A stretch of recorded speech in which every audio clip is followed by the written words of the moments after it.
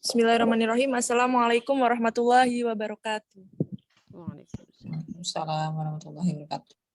Alhamdulillahirrabbilalamin. Alhamdulillahilladzi bini'matihi tatis shalihat. Asyhadu an la ilaha illallah wa asyhadu anna Muhammadan abduhu wa rasuluh.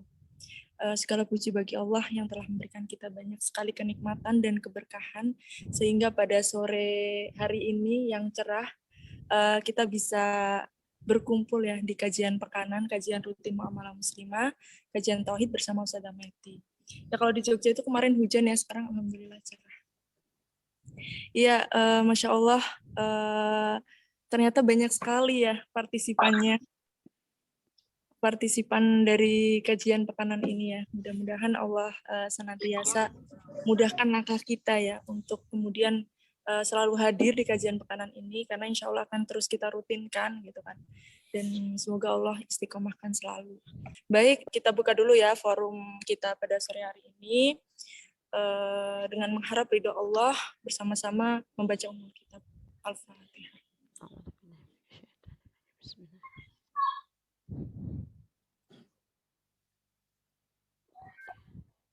Baik, langsung saja kepada Ustazah Meti, tafadhol. A'udzubillahi minasyaitonirrajim. Bismillahirrahmanirrahim. Assalamualaikum warahmatullahi wabarakatuh. Alhamdulillahirabbil alamin wa bihi nasta'in wa ala umuri dunya waddin wassalatu wassalamu ala asyrafil anbiya'i wal mursalin sayyidina Muhammadin wa ala alihi wa ashabihi wa ummatihi ajma'in amma ba'du. Alhamdulillahirabbil alamin. Akhwatifillah rahimakumullah, di sore yang berbahagia ini kita bisa lanjutin kajian kita tentang iman kepada Al-Quran setelah sebelumnya kita membahas ya bahwa Al-Quran adalah kalamullah ya, perkataan Allah yang diturunkan melalui malaikat Jibril kepada Nabi Muhammad SAW secara tadarruj atau bertahap selama kurang lebih 23 tahun ya, dan dia berisi petunjuk hidup bagi manusia di muka bumi ini agar mereka selamat dalam mengarungi kehidupan dunia hingga sampai kepada kehidupan akhirat nanti. Dan Al-Quran adalah satu-satunya petunjuk ya, the latest one, jadi petunjuk terakhir buat umat manusia karena dia dibawa oleh Nabi Muhammad SAW, sehingga barang siapa yang ketika Al-Quran datang tidak mengimaninya maka dia termasuk dari bagian orang-orang kafir begitu ya. Dan kita pahami kemarin saat Allah Subhanahu wa Ta'ala meminta kita beriman kepada Quran, berarti kita perlu melakukan pembuktian gitu ya, pembuktian terhadap betulkah Al-Quran itu kalamullah. Pekan lalu kita sudah bahas bahwa Al-Quran tidak mungkin merupakan perkataan orang Arab karena orang Arab sendiri sudah ditantang oleh Allah untuk membuat yang semisal dengan Al-Quran, 10 surat, 1 surat gitu ya, tapi ternyata mereka tidak mampu melakukannya begitu ya. Al-Quran juga bukan karangan Nabi Muhammad SAW karena Rasulullah juga ummi ya sebagaimana masyarakat Quraisy pada masa itu. Dan yang kedua, Rasulullah SAW mengeluarkan hadis bersama dengan dikeluarkannya atau bersama dengan diturunkannya Al-Quran, dan bahasa hadis dengan bahasa Quran itu sangat berbeda begitu ya, sehingga memang Al-Quran ini benar-benar berasal dari Allah Subhanahu wa Ta'ala. Maka ketika kita diminta untuk na'amantu bil Quran, saya beriman kepada Quran, itu berarti maknanya kita mengimani seluruh isi Al-Quran bahwa dia adalah kalamullah, perkataan Allah yang berisi perintah dan larangan Allah kepada umat manusia. Berarti tidak boleh ada satupun ayat dari Al-Quran yang kita ingkari. Afatu'minu nabi ba'dil kitab wa takfuruna bi ba'din. Apakah kalian beriman kepada sebagian Alkitab ya dan kafir kepada sebagian yang lain? Tidak boleh gitu ya. Jadi iman kepada Al-Quran mengharuskan kita iman total kepada seluruh isi Al-Quran apapun isinya. Berarti itu meniscayakan kita atau keimanan kita harus berisi ilmu gitu ya. Kalau di dalam kitab Minhajul Abidin karya Syekh Imam Al-Ghazali dikatakan iman itu tidak mungkin bisa dicapai ya kecuali bersama dengan ilmu gitu. Kenapa? Karena kita perlu mengimani apa dan siapa gitu ya, atau range keimanannya itu sampai batas mana itu tidak bisa dicapai kecuali dengan ilmu. Maka penekanan di pekan lalu bahwa ketika kita beriman kepada Quran, maka kita perlu tahu Al-Quran itu apa, di dalamnya berisi apa saja, mana yang perlu bukan mana yang perlu kita imani ya, yang Allah perintahkan kita untuk mengimani itu apa saja begitu ya. Maka mau tidak mau kita harus belajar yang disebut dengan ulumul Quran, ilmu-ilmu tentang Al-Quran, yang kalau saya ambil salah satu contoh kitab ya yang biasa digunakan ya kalau di Indonesia namanya kitab Ulumul Quran karangan Syekh Mana Khalil Qattan, itu ada sekitar 26 bab ya, atau kalau tidak misalnya bukan kepada mufasirnya ya, khusus kepada pembahasan tentang Quran, maka ada sekitar 23 bab atau 413 halaman ilmu seputar Quran yang perlu kita pelajari sebagai sebuah keniscayaan kita beriman kepada Quran begitu ya.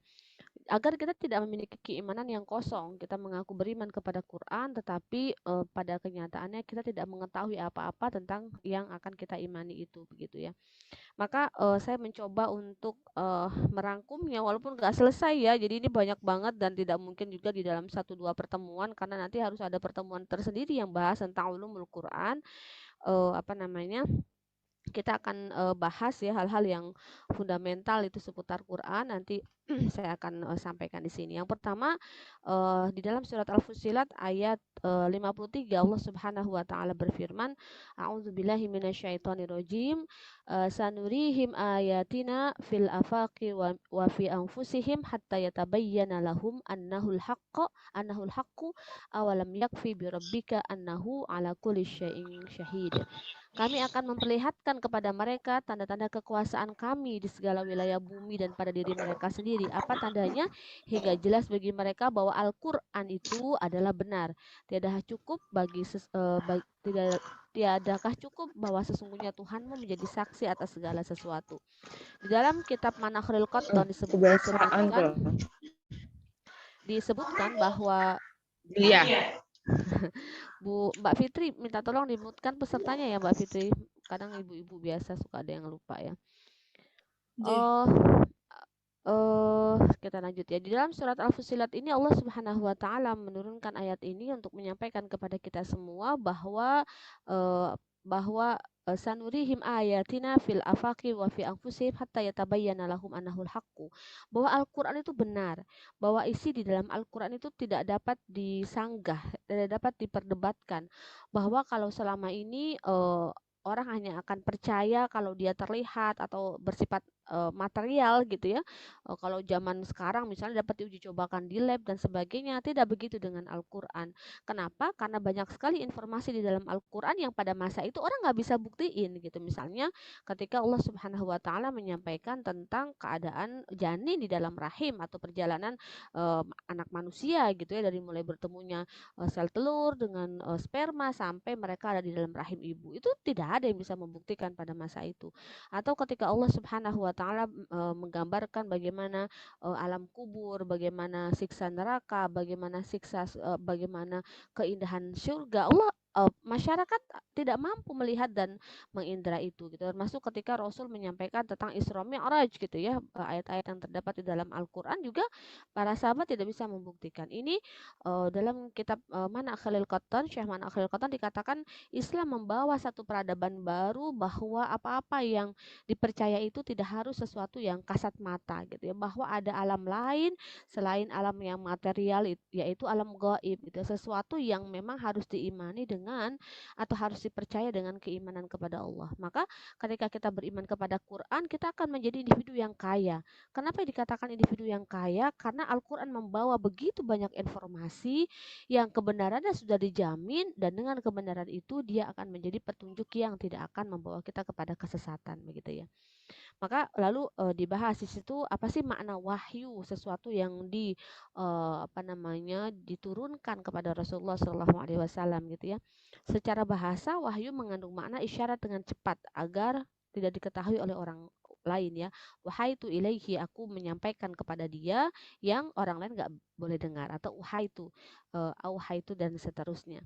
Sehingga secara bahasa wahyu memiliki 5 definisi ya. Yang pertama adalah ilham fitri lil insan, sebagaimana Allah Subhanahu wa taala menyampaikan wahyu kepada Ibu Musa ketika diminta untuk menyusui anaknya gitu ya. Di dalam surah Al-Qasas ayat berapa itu? Ayat 7 ya. Allah Subhanahu wa taala berfirman, mana bentar ya, saya carikan dulu bahasa Arabnya. Ketika Allah Subhanahu wa taala berfirman kepada Ummi Musa, wa auhayna ila Ummi Musa an ardi'ihi, dan kami wahyukan atau ilhamkan kepada Ibu Musa, susuilah dia. Ibunya Nabi Musa jelas bukan nabi ya. Jadi wahyu di sini secara bahasa wa auhayna, dan kami wahyukan kepada siapa? Kepada ila Ummi Musa, kepada ibunya Musa, agar menyusui dia ketika bertemu kembali di istana Firaun begitu ya. Nah, yang kedua juga bisa berarti ilham berupa naluri atau insting ya, sebagaimana Allah Subhanahu wa taala mengilhamkan atau mewahyukan kepada lebah untuk membuat sarang di bukit-bukit. Auha rabbuka ilan nahli anittakhidhi minal jibali buyutan wa minasyajari wa mimma ya'rishun ya. Dan Tuhanmu telah mewahyukan kepada lebah, buatlah sarang di bukit-bukit, di pohon-pohon kayu, dan di rumah-rumah yang didirikan manusia. Berarti di sini kata auha yuha itu juga digunakan Allah Subhanahu wa taala untuk memberikan ilham kepada lebah, memberi petunjuk kepada lebah sampai kepada anak keturunannya gitu ya, bahwa mereka kalau bikin rumah mestilah di bukit-bukit, di pohon-pohon, dan di kandang-kandang buatan manusia atau di rumah-rumah buatan manusia. Dalam surat An-Nahl ayat 68. Kata wahyu juga digunakan Al-Qur'an di dalam surat Maryam ayat 11 ketika Allah Subhanahu wa taala menyampaikan kepada Nabi Zakaria ya, bahwa apa ciri kalau Nabi Zakaria itu nanti akan punya anak, yaitu beliau tidak bisa bicara gitu ya, hanya menggunakan bahasa isyarat selama 3 hari 3 malam. Maka dalam surat Maryam ayat 11 Allah Subhanahu wa taala berfirman, "Fakharaja 'ala qaumihi minal mihrab fa'auha ilaihim an sabbihu bukratan wa 'ashiyya."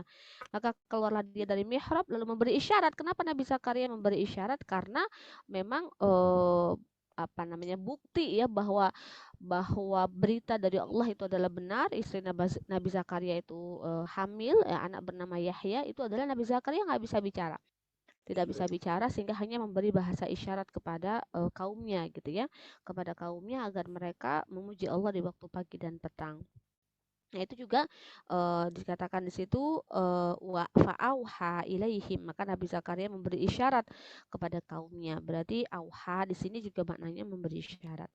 Makanya nanti kalau kita memahami bagaimana turunnya Al-Qur'an kepada Rasulullah Shallallahu alaihi wasallam gitu ya, di dalam kitab ini juga disampaikan kadang-kadang bisa berupa dentingan lonceng, yaitu ketika malaikat-malaikat itu ketika mereka menerima perintah Allah, mereka mengepak-ngepakkan sayapnya sehingga berbunyi seperti bunyi-bunyi lonceng.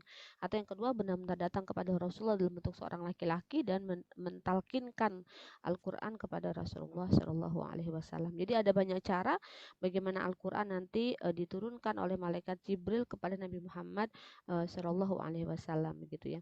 Dan yang keempat, wahyu juga bisa bermakna bisikan syaiton untuk menghias yang buruk agar tampak indah dalam diri manusia ya.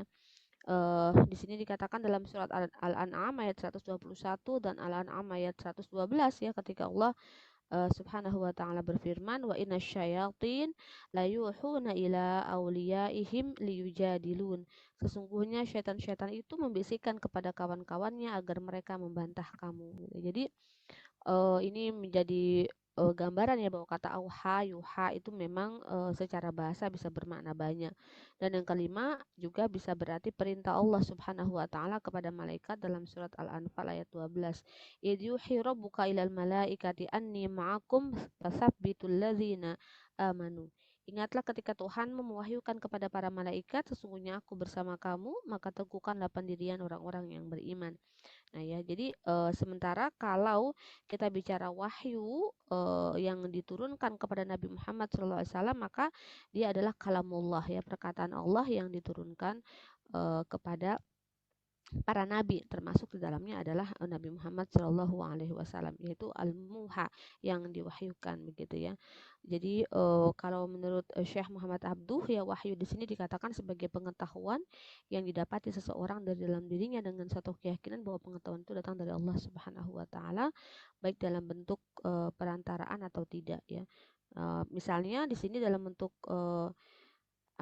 cara wahyu turun ya, cara wahyu turun dari malaikat, kalau dari Allah kepada malaikat, misalnya di dalam surat Al-Baqarah ayat 30 Allah Subhanahu wa taala berfirman, wa idz qala rabbuka lil malaikati inni ja'ilun fil ardi khalifah qalu ataj'alu fiha min man yufsidu fiha. Ingatlah ketika Tuhanmu berfirman, sesungguhnya aku hendak menjadikan seseorang khalifah di muka bumi. Mereka berkata, mengapa engkau hendak menjadikan khalifah di bumi orang yang akan membuat kerusakan di dalamnya. Jadi dari sini dapat kita pahami bahwa Allah Subhanahu wa taala berdialog ya langsung dengan para malaikat ya. Jadi apabila Allah memutuskan suatu perkara di langit, maka para malaikat mengepak-ngepakkan sayapnya karena pengaruh firman Allah bagaikan mata rantai di atas batu yang licin gitu ya. Jadi dalam hadis dikatakan demikian. Jadi apabila Allah Subhanahu wa taala menyampaikan wahyu, para malaikat tunduk dan patuh terhadap hal itu. Itu yang bahasan tentang wahyu begitu. Lalu kita bahas bagaimana turunnya Al-Quran dari Allah Subhanahu wa Ta'ala melalui perantara malaikat Jibril kepada Nabi Muhammad Shallallahu Alaihi Wasallam. Yang pertama, Al-Quran itu telah tertulis di Lauhul Mahfuz ya, sebagaimana terdapat di dalam surat Al-Buruj ayat 21 sampai 22. Bahkan ia adalah Al-Qur'an yang mulia yang tersimpan di Lauhul Mahfuz. Jadi Al-Qur'an itu telah tersimpan keseluruhannya di dalam Lauhul Mahfuz sebagaimana yang Allah gambarkan kepada kita di dalam surat Al-Buruj ayat 21 sampai 22.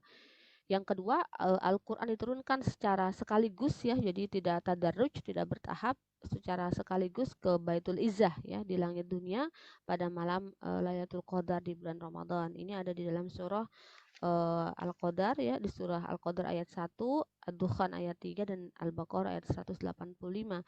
Ketika Allah Subhanahu wa taala berfirman, sesungguhnya kami menurunkan Al-Qur'an pada malam Lailatul Qadar. Sesungguhnya kami menurunkan Al-Qur'an pada suatu malam yang diberkahi dalam Ad-Dukhan ayat 3. Bulan Ramadan, bulan yang di dalamnya diturunkan Al-Qur'an, di dalam surah Al-Baqarah ayat 185 gitu ya. Maka di sini dari Ibnu Abbas dengan hadis mauquf, Al-Quran ini diturunkan sekaligus ke langit dunia pada malam Lailatul Qadar. Setelah itu diturunkan selama 20 tahun. Lalu Ibnu Abbas membaca ayat, tidaklah orang-orang kafir datang kepadamu dengan membawa sesuatu yang ganjil, melainkan kami datangkan kepadamu sesuatu yang benar dan yang paling baik penyelesaiannya. Dalam Al-Furqan ayat 33. Dan Al-Quran itu telah kami turunkan berangsur-angsur agar kamu membacanya secara perlahan-lahan kepada manusia, dan kami menurunkannya bagian demi bagian dalam surat Al-Isra ayat 106. Dari sini dapat kita pahami bahwa memang kita tidak boleh terburu-buru ya bersikap terhadap Al-Quran dalam makna cepet-cepetan menghafal gitu ya, cepet-cepetan membacanya. Bahkan Allah Subhanahu wa taala sendiri menjadikan hikmah Al-Qur'an diturunkan bertahap itu dalam rangka meresap ke dalam diri manusia dan memudahkan untuk menjalankan di dalam kehidupan. Jadi sebenarnya hukum asalnya bagi kita setiap orang itu paham Al-Qur'an dan menjalankannya karena memang panduan kita ini Al-Qur'an begitu ya. Jadi sebagai seorang individu muslim gitu ya, ketika kita bahasa gampangnya itu mungkin benda yang paling sering dibuka, surat yang paling sering dibaca gitu ya, yang paling sering dipelajari harusnya apa? Al-Qur'an. Karena dia adalah peninggalan Nabi Muhammad SAW dan hadis tentu saja yang akan menjamin keselamatan kita di dunia dan di akhirat. Maka tentunya pelajaran terhadap Al-Qur'an harusnya menjadi pelajaran yang paling dominan begitu ya bagi umat manusia, karena bagaimana mungkin dia tidak dominan, karena dia menjadi penentu keselamatan kita di dunia dan di akhirat begitu. Maka kalau secara definisi ya, Al-Quran itu berarti adalah kalamullah yang diturunkan kepada Nabi Muhammad SAW melalui perantara malaikat Jibril yang merupakan mukjizat bagi Nabi Muhammad, dan membacanya dianggap suatu ibadah mahdoh dan berpahala di sisi Allah Subhanahu wa taala. Inilah definisi Al-Quran. Sehingga kalau ada orang yang merasa saya mendapatkan wahyu atau dibimbing langsung oleh malaikat Jibril gitu, maka dia bukan Quran, karena Quran itu turunnya benar-benar kepada Nabi Muhammad Shallallahu Alaihi Wasallam gitu ya, seperti itu. Nah, kalau teman-teman benar-benar baca ulumul Quran ini gitu ya, niscaya semakin tersibak gitu ya keistimewaan Al-Quran gitu ya. Ini yang membuat kita itu iman kepada Quran yang gak terisi, karena kita tidak paham ilmu-ilmu apa saja yang perlu kita pelajari atau kita pahami ketika kita belajar Al-Quran begitu. Nah, beberapa cara penurunan wahyu kepada para nabi dan rasul ya. Yang pertama adalah melalui perantara malaikat Jibril ya. Dan yang kedua tanpa perantara, diantaranya adalah melalui mimpi yang benar di dalam tidur. Nah, itu saya skip pembahasan tentang itu. Kita langsung masuk ke pembedaan surah di dalam Al-Quran, yaitu surah Makkiyah dan Madaniyah ya. Kenapa penting untuk bisa mengetahui bahwa ayat-ayat di dalam Al-Quran itu oleh para ulama dibagi menjadi dua, yaitu ayat-ayat Makkiyah dan ayat-ayat Madaniyah, karena memang itu sangat punya faidah di dalam memahami Al-Quran ya. Ayat-ayat Makkiyah adalah ayat-ayat, kalau dari sisi waktu ya, ayat yang diturunkan sebelum hijrah, meskipun bukan di Mekah. Jadi bisa jadi turunnya di Mina, atau turunnya di Arafah, atau turunnya di Hudaybiyah gitu, yang bukan di Mekah, tetapi itu disebut sebagai ayat Makkiyah. Jadi patokannya adalah diturunkan sebelum hijrah. Nah, dan sasarannya adalah kepada penduduk Mekah ya dan sekitarnya. Jadi itu yang disebut dengan ayat-ayat Makkiyah. Maka para ulama menggariskan atau menemukan beberapa faidah kalau kita mengetahui ini ayat Makkiyah, ini ayat Madaniyah itu apa. Yang pertama, untuk dijadikan alat bantu menafsirkan Al-Qur'an ya. Syekh Mana Khalil Qotan bercerita bahwa ayat-ayat Makkiyah itu ayat-ayat yang menggunakan huruf-huruf yang tegas dengan lafaz-lafaz yang keras gitu ya, dengan tantangan-tantangan atau celaan-celaan yang juga sangat tegas. Kenapa? Karena sedang berhadapan dengan masyarakat Quraisy yang sangat kasar, sangat penuh dengan penolakan gitu ya, sangat jumud dan terbelakang, sangat bodoh, sehingga mereka hanya dapat didakwahi dengan cara seperti itu. Maka nanti taste-nya atau zauknya, rasanya ketika kita membaca ayat-ayat Makkiyah itu seperti itu. Seakan-akan penuh dengan letupan-letupan api gitu ya, sampai dikatakan demikian. Maka kita kalau membaca Quran tuh perlu lihat dulu, nah ini ayat Makkiyah atau ayat Madaniyah, karena secara rasa bahasanya juga berbeda begitu. Itu yang pertama. Yang kedua, dengan mengetahui di ayat Makkiyah atau ayat Madaniyah, kita juga dapat meresapi gaya bahasa Al-Quran dan memanfaatkannya di dalam dakwah. Jadi orang itu kan beraneka ragam ya, atau situasi dan kondisi juga beraneka ragam. Sebagaimana juga Allah Subhanahu wa taala menyontohkan langsung kepada kita bagaimana cara berdialog dengan ahlu kitab, bagaimana cara berdialog dengan orang munafik misalnya, bagaimana cara berdialog dengan penyembah berhala dan patung gitu. Nah, itu ternyata juga Al-Quran telah mempraktekkan itu gitu. Kalau teman-teman suka ikut gitu ya beberapa IG ya, kalau saya sih di IG ya, IG apa ya, salah satunya yang saya merasa itu cukup terbantu sekali gitu dengan penggambaran yang sangat luar biasa di dalam setiap postingannya. Ketika yang terbaru tuh apa sih namanya, kok saya jadi lupa ya nama nama IG-nya ya. Saya berharap teman-teman bisa ikutin. Saya bahkan dapat dapat postingan tafsir surat Al-Kahfi setiap hari Jumat ya, karena memang saya sengaja daftar gitu. Nah, di bahasan terakhir itu disebutkan ketika membahas surat Abasa ya. Di situ ada potongan ayat yauma yafirru mar'u min akhihi wa ummihi wa abi wa sahibatuhu wa banihi. Ketika orang-orang itu melupakan ibunya. Oh ya, ini konteksnya di Semeru ya, ketika ada seorang anak yang melindungi ibunya karena sudah tidak sanggup berjalan, sehingga mereka berdua meninggal dalam keadaan berpelukan ya, namanya Rumini gitu ya. Dan tapi suaminya selamat. Saya nggak baca kisahnya, suaminya kok bisa selamat sementara Rumi dan ibunya tuh tidak selamat gitu. Nah, uh, di dalam kesempatan terakhir itu gitu ya, kita katakan Mbak Rumini gitu ya, karena memang usianya kurang lebih 28 tahun ya almarhumah ini. Dia mengambil keputusan untuk tidak meninggalkan ibunya dan berharap dapat melindungi ibunya dari panasnya panasnya pasir dan lava Semeru gitu ya. Nah, dikatakan di situ sesungguhnya eh, orang tua itu kan pintu surga paling pertengahan ya. Yang dimaksud pintu surga paling pertengahan itu adalah pintu surga paling utama. Kayak kalau kita masuk ke sebuah rumah, ada pintu samping, ada pintu depan, dan ada pintu belakang. Yang paling baik itu orang masuk lewat pintu mana? Tentu lewat pintu depan kan ya, yang kita sebut dengan pintu tengah, bukan lewat pintu samping, bukan lewat pintu belakang. Begitu juga eh, orang tua ya, yang Allah Subhanahu wa Ta'ala menyampaikan melalui lisan Rasulnya bahwa orang tua itu adalah pintu pertengahan ya untuk mencapai surga. Artinya melalui orang tua itu potensi dapat surga itu besar sekali gitu, karena dia pintu utama untuk bisa masuk ke dalam surga.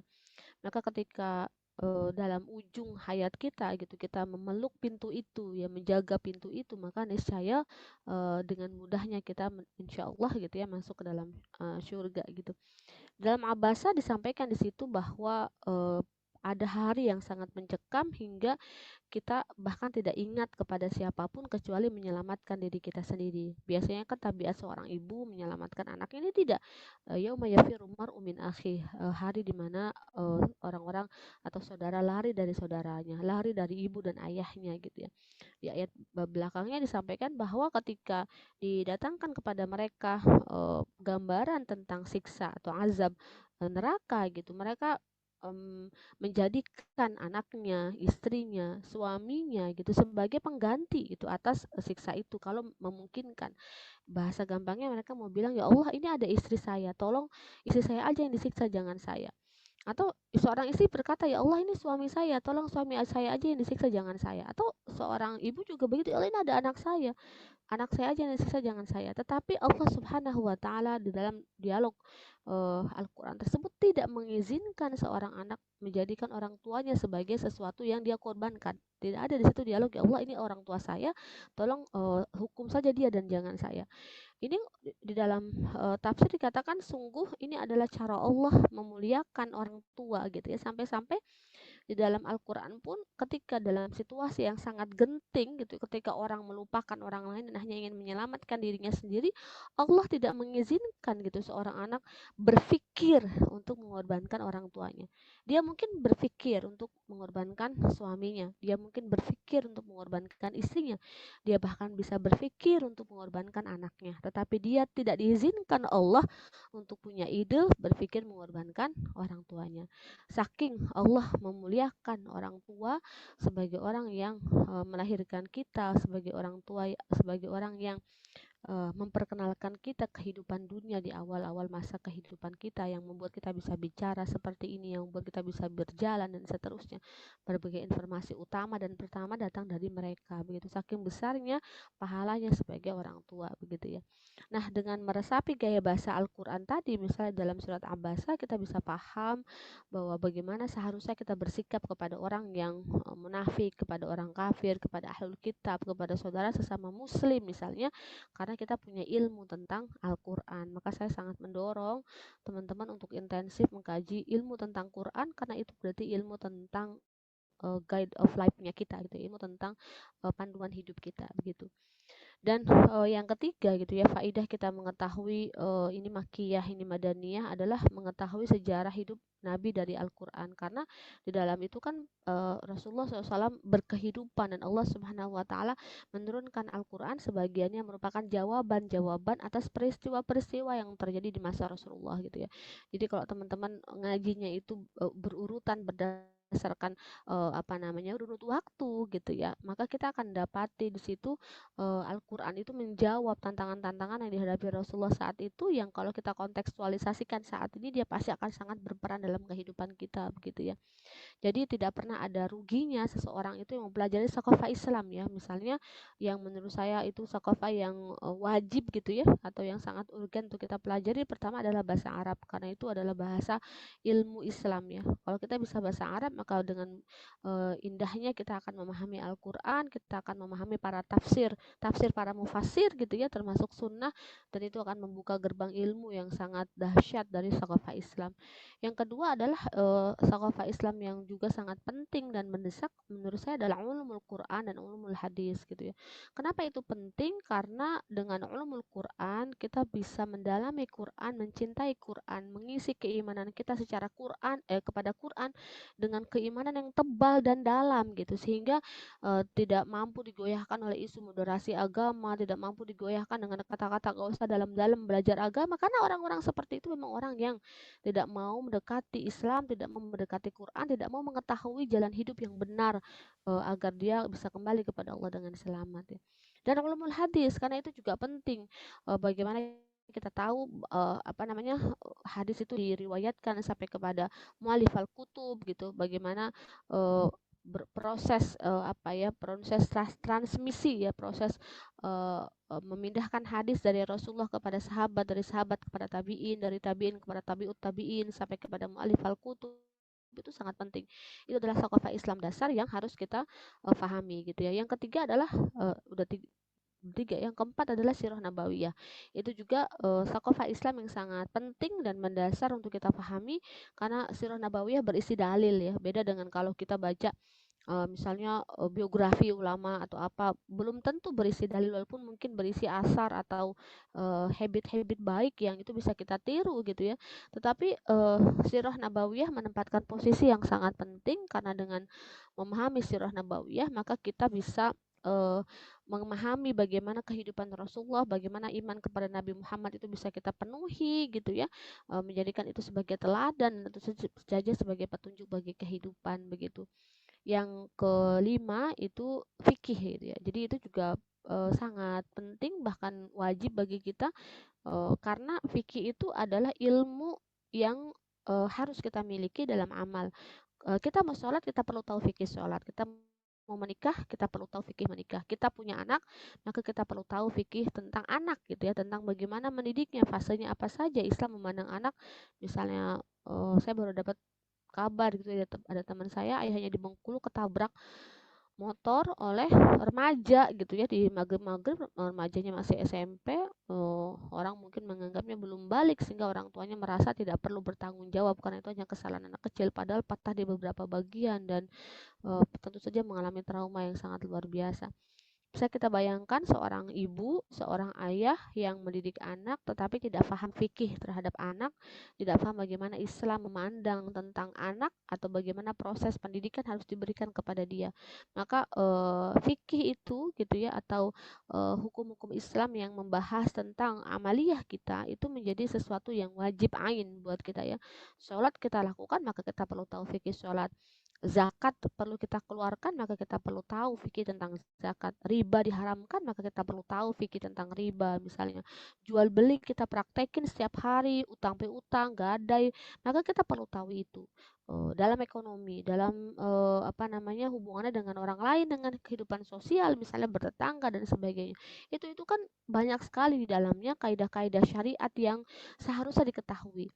Ini saya, kalau orang itu bersemangat mempelajari thaqafah Islam, dia akan hidup dengan penuh ilmu gitu ya.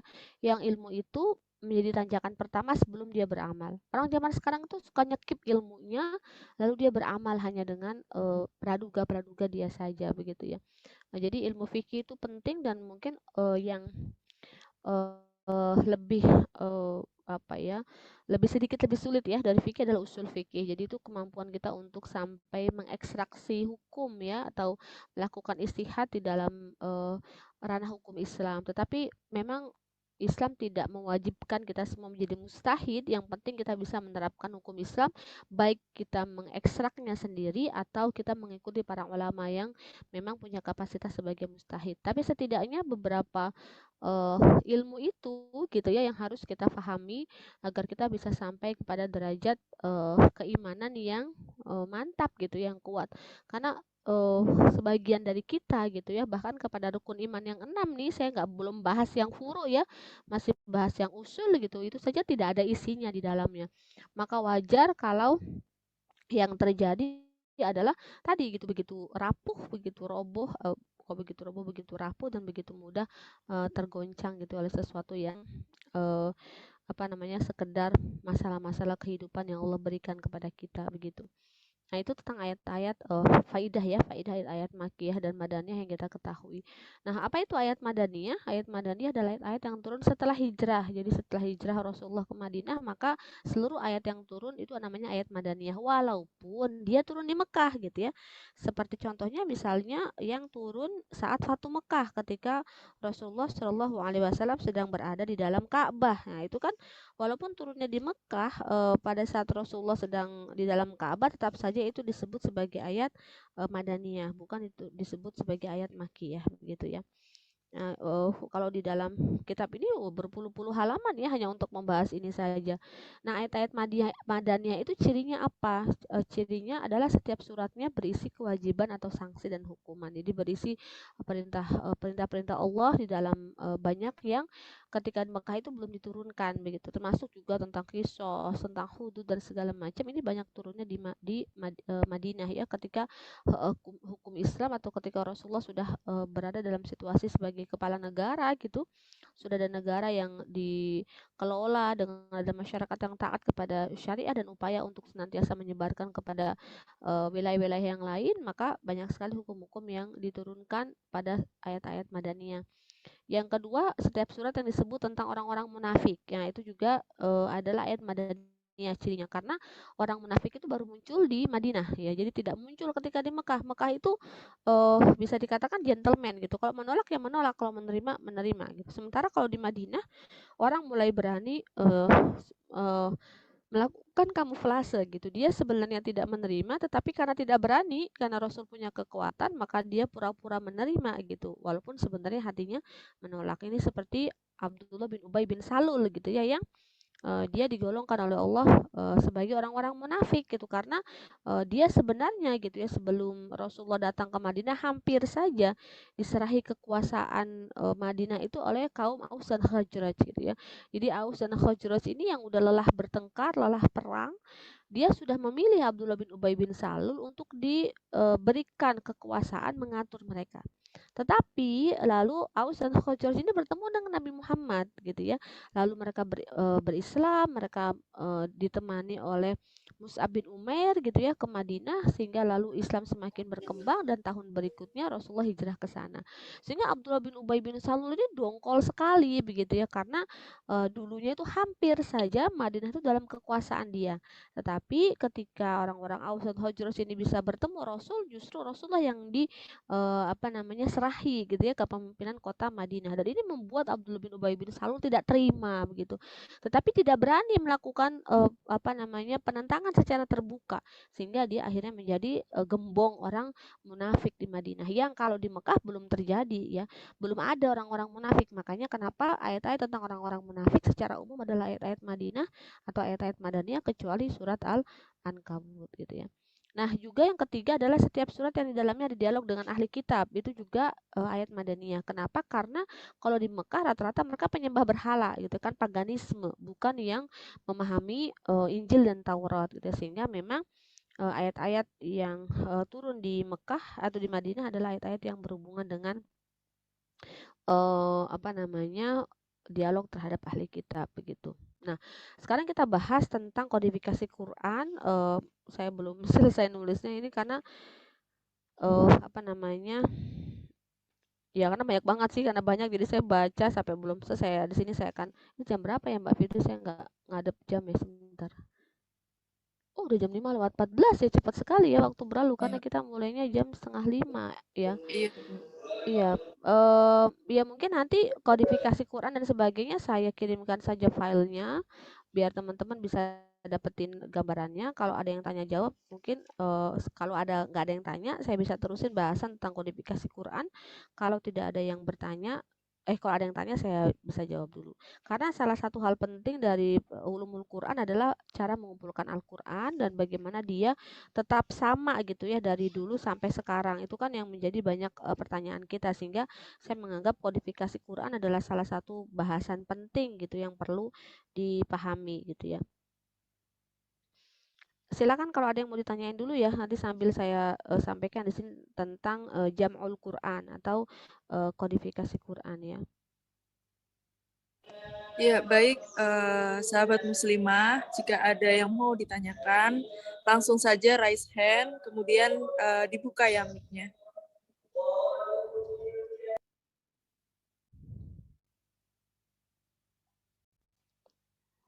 Sambil nunggu saya bahas aja ya Mbak Fitri, nanti di dalam surah nanti kalau ada yang mau bertanya silakan menjeda atau gimana nih, biar waktunya bisa keisi ya. Ya Bu, bisa nanti langsung jika ada yang bertanya nanti langsung Fitri sampaikan.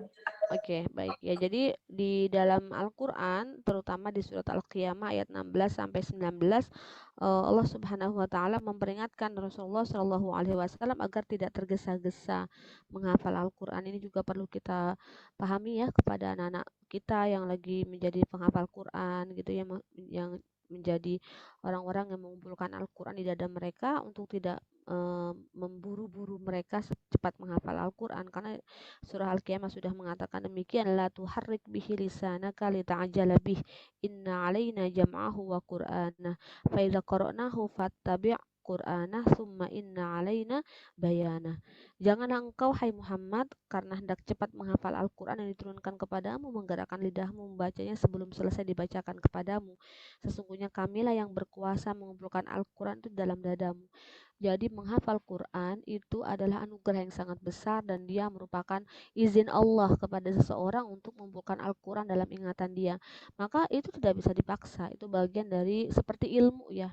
Ilmu-ilmu itu kan cahaya ya, seseorang yang memahami ilmu yang dengan itu dapat mengamalkannya, maka Allah mengizinkan dia mengilmui sesuatu yang bermanfaat bagi alam, bagi semesta gitu, sehingga perlakukanlah Al-Qur'an seperti kita juga belajar ilmu secara umum, apalagi Al-Qur'an ya sesuatu yang mulia, sehingga tidak boleh terburu-buru atau merasa bersedih misalnya kalau anak-anak kita mungkin menghafalnya lambat atau mereka belum punya antusiasme yang tinggi. Kenapa? Karena atas izin Allah ya, kalau ada Al-Qur'an dapat terkumpul di dada seseorang gitu dan menetapkan bacaannya pada lidahmu. Oleh karena itu, apabila kami telah menyempurnakan bacaannya kepadamu dengan perantaraan Jibril, maka bacalah menurut bacaannya itu. Kemudian sesungguhnya kepada kamilah terserah urusan menjelaskan kandungannya yang memerlukan penjelasan.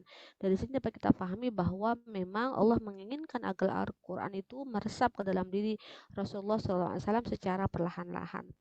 Nah, ada beberapa fase pengumpulan Al-Qur'an. Yang pertama adalah pengumpulan Al-Qur'an di masa Rasulullah sendiri, yaitu para sahabat menghafalnya ya. Jadi diriwayatkan dari Abdullah bin Amr bin As, ia berkata, aku mendengar Rasulullah SAW bersabda, ambillah Al-Qur'an dari 4 sahabatku, yaitu Abdullah bin Mas'ud, Salim, Mu'ad, dan Ubay bin Ka'ab. Keempat orang tersebut, 2 orang dari Muhajirin, yaitu Abdullah bin Mas'ud dan Salim, dan 2 orang dari Ansor, yaitu Mu'ad dan Ubay. Bahkan Abdullah bin Mas'ud berkata, aku tahu seluruh ayat Al-Quran dan aku tahu di mana turunnya dan tidak ada orang yang lebih tahu tentang hal itu kecuali aku. Jadi Abdullah bin Mas'ud itu salah satu orang yang sangat faqih terhadap Quran karena dia termasuk orang-orang yang pertama masuk Islam, sehingga apapun dari Al-Quran yang berhubungan dengan turunnya apanya itu Abdullah bin Mas'ud itu mengetahui gitu ya. Nah, ini adalah 4 orang yang sangat memahami Al-Quran di masa Rasulullah. Diriwayatkan dari Qatadah, ia berkata, aku bertanya kepada Anas bin Malik, siapakah orang yang membuka Al-Quran di masa Rasulullah?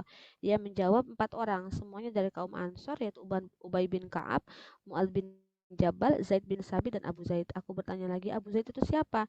Salah seorang pamanku, jawabnya. Nah, jadi mereka semua disebut sebagai qari ya, para pembaca dan penghafal Al-Quran. Kalau dalam istilah Islam mereka kita sebut sebagai qari atau mukri gitu ya. Nah, menurut Abu Musa al-Asy'ari, Rasulullah SAW berkata kepadanya, seandainya engkau melihatku tadi malam di waktu aku mendengarkan engkau membaca Al-Quran, sungguh engkau telah diberi satu seruling dari seluruh Nabi Daud. Masya Allah ya, jadi ada beberapa orang sahabat yang bacaan Qurannya itu sangat baik gitu ya, sehingga Rasulullah SAW memujinya. Bahkan Nabi bersabda, khotamkan adalah masa 1 bulan saja. Jadi dia meminta kepada Abdullah bin Amr untuk menghatamkan Al-Quran 1 bulan sekali. Nah, ini jadi para Ustazah, sahabat ya. sudah masuk Ustazah 2 penanya. Oh ya, baik baik Langsung baik. dibacakan. Ya, boleh. Ya, yang pertama Fitri bacakan ya Ustazah, kalau mau belajar tafsir gitu harus ke satu guru kah atau bolehkah berbeda guru? Itu satu pertanyaan Ustazah. Terus kemudian yang kedua, Ustazah izin bertanya bagaimana agar kita senantiasa semangat dalam membaca Al-Quran dan istiqomah setiap hari? Yang Ini terus saja. pertama, ya belajar tafsir itu satu-satu. Jadi jangan digerasa gerusu belajar dari semua jenis tafsir. Saya tidak menyarankan begitu. Kenapa? Karena kita sedang belajar ilmu itu tadi ya. Jadi ilmu itu semua ada tahapannya, ada tanjakannya gitu. Jadi belajar itu satu-satu. Jadi sampai hatam. Bahkan seseorang itu biasanya berguru pada satu guru 10 tahun, 20 tahun gitu untuk belajar satu jenis ilmu. Jadi ilmu itu bukan tentang seberapa cepat kita menghafal dan menguasainya, tapi ilmu itu tentang berapa banyak kita bergaul dengannya. Siang-siang dan malam-malam kita dengan ilmu itu yang benar begitu. Jadi bukan wah semakin cepat menghafal semakin baik. Salah satu penceramah dari Amerika ya, Nu'man Khan kalau teman-teman tahu, beliau itu menguasai tafsir. Beliau mengatakan dia baru membaca sekitar, saya lupa angkanya, mungkin sekitar 20 sampai 30 tafsir para mufassir, dan itu membutuhkan waktu yang sangat panjang. Jadi bahkan mufassir dalam Islam itu kan banyak sekali ya, dan banyak sekali yang muktabar juga, dan maka ikuti itu gitu ya. Misalnya teman-teman mau pakai tafsir Jalalain seperti yang saya punya, atau saya kemarin misalnya pakai tafsir siapa itu ya, yang misalnya dalam bahasan eh astagfirullah, saya kemarin tuh belajar tafsir sama Syekh dari Al-Azhar tuh saya malah lupa karena itu juga dalam bahasa Arab ininya. Nah, itu jadi misalnya banyak sekali jenis-jenis tafsir, kalau saya menyarankan itu satu-satu. Jadi jangan di mix and match ya, karena nanti itu akan menyebabkan kita menjadi kebingungan ya. Kecuali kalau memang konteks forumnya itu sedang membahas bukan bukan per satu tafsir, tetapi bahas ayat yang di situ para mufasir punya banyak pendapat tentangnya. Tetapi ini kan perlu memahami dulu ilmu ulumul Qur'annya gitu dan usul fikihnya agar kita bisa memahami kenapa mufasir berbeda pendapat tentang tafsir A, tafsir B, dan tafsir C begitu. Jadi kalau mau mengikuti yang perbandingan tafsir itu sebaiknya teman-teman langsung merujuk kepada satu pendapat mustahid tertentu yang dia melakukan tarjih gitu ya dari berbagai pendapat itu gitu. Yang kedua, agar semangat ya, kalau saya kuncinya agar bisa semangat terus membaca Al-Quran adalah mengetahui ilmunya dan mengetahui seberapa mulia dan baiknya Al-Quran itu, sehingga kita tidak kan memperlakukan sesuatu itu kan sangat tergantung seberapa banyak maklumat kita tentang hal itu gitu ya. Jadi kalau kita punya maklumat yang baik tentang sesuatu itu, kita membuat kita tuh punya semacam eternal flame gitu, bara api di dalam diri kita yang terus-menerus menyala untuk semangat. Jadi saran saya agar kita semangat membaca Quran, semangat menghafal, ilmui dulu Qurannya. Nah, kalau sudah diilmui Qurannya, niscaya kita jatuh cinta tanpa perlu kita paksa gitu. Nah, itu yang berusaha saya lakukan dan yang berharap kita semua bisa lakukan. Semoga kita istiqomah untuk mencintai sesuatu adalah dengan cara mengilmuinya gitu. Kalau kita sudah mengilmuinya, Masya Allah, ilmu itu akan menjadi cahaya buat kehidupan kita, sekaligus dia akan menjadi semangat agar kita tidak patah arang dalam belajar, di dalam bergaul dengan Quran begitu, mulazamah dengan Quran. Saya rasa gitu mungkin Mbak Fitri ya. Saya mohon maaf ya dengan beberapa keterbatasan di 2 sesi ini karena saya belum selesai merangkumnya, tapi memang karena waktu ngaji kita semakin terbatas ya, saya berharap ke depan kita bisa dapat waktu pagi gitu di akhir pekan, nanti kita bahas deh di grup. Enaknya kalau misalnya eh, bisa pagi gitu, kalau sore gini nih sebentar lagi saya juga sama nih jemput anak TPQ, jadi kayak keburu-buru gitu. Kalau mereka sudah keluar saya belum datang, nanti nangis. Gitu ya Mbak Fitri ya, untuk sementara bahasan kita tentang Al-Quran seperti itu. Pokoknya saran saya ilmuilah Al-Quran, salah satunya dengan membahas ulumul Quran. Dengan begitu insya Allah keimanan kita kepada Quran bukan keimanan yang kosong, tetapi keimanan yang berisi pemahaman yang mendalam tentang Quran sehingga tidak mudah goyah begitu. Saya rasa itu mungkin Mbak Fitri tentang Al-Quran. Pekan depan berarti kita mulai bahas iman kepada perkara-perkara yang goib ya, misalnya iman kepada malaikat, iman kepada apa berarti hari kiamat ya, malaikat, hari kiamat, terakhir iman kepada qada dan qadar, baru kita masuk kepada pemikiran dan sakofah Islam berikutnya setelah rukun iman yang 6 itu selesai gitu. Iya. Alhamdulillah, sahabat muslimah yang dirahmati Allah, kajian kita ini telah selesai.